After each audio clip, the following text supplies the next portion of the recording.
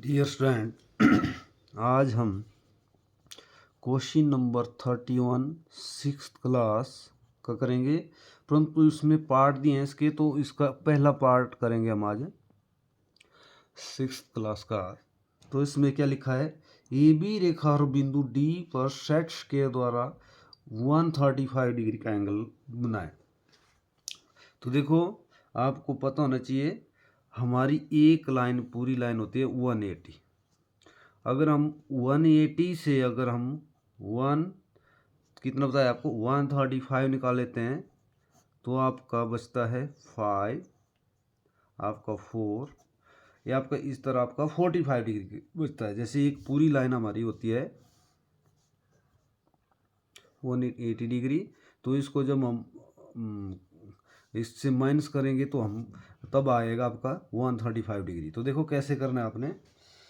तो सबसे पहले इसमें बोला हुआ है ए बी रेखा पर बिंदु डी, ए आपने अपनी मर्जी से ए बी रेखा लेनी है।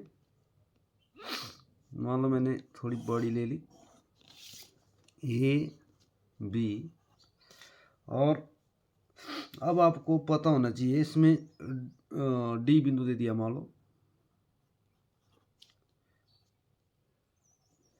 ये आपके पास दिया हुआ है इस क्वेश्चन में, और आपको बोला हुआ है इसमें 135 डिग्री का एंगल।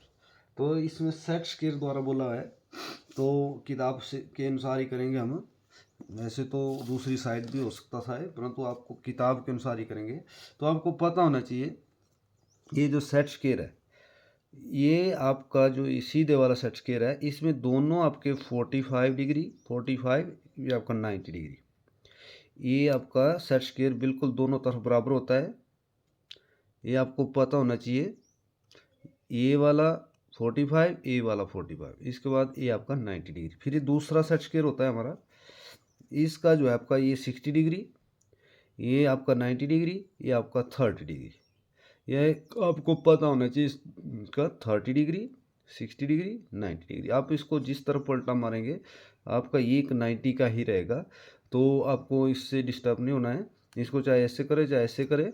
ये 30 का है नोक वाला, ये आपका 60 है, ये आपका 90 है। तो आपने इसको बिल्कुल याद रखना है, क्योंकि आपके आगे तक काम की आने वाली बात है। ये दोनों आपको पता होने चाहिए कि इसके कितने कितने डिग्री के एंगल होते हैं ना। अब आपने 45 डिग्री वाला किताब के अनुसार करने हम 45 डिग्री वाला एंगल आपने इस तरह नीचे ए बी के ऊपर आपने रख देना है, और डी बिंदु तक आपने इसकी नोक रख देनी है इस तरह। ये देखो, डी बिंदु पर आपने नोक रख देनी है ऐसे, इस तरह, और आपने ऊपर की तरफ लाइन लगा देनी है। ठीक है, अब आपने पूरा कोने के साथ उसको मिला देना है जहाँ डी आपने दिया है, बिल्कुल आपका मिलना चाहिए कोना।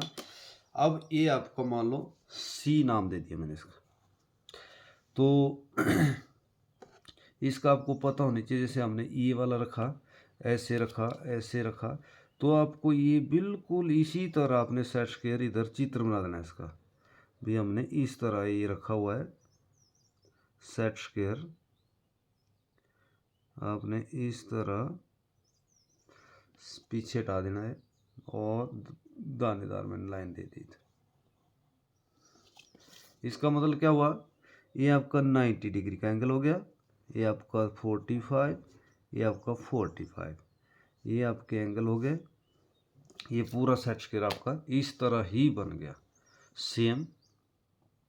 अब आपने इसमें लाइनें लगानी अंदर, जैसे मैं लगा रहा हूँ। अब सेट स्क्वायर पूरा बनाना है इसमें, आपने कैसे रखा हुआ है, तो मैं इस तरह बना रहा हूँ सेट स्क्वायर।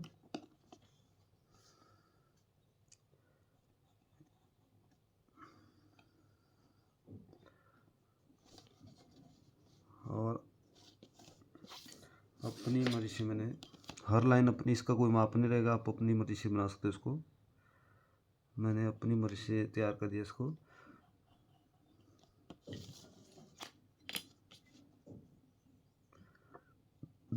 इस तरह आपका सेट स्क्वायर पूरा तैयार कर दिया मैंने।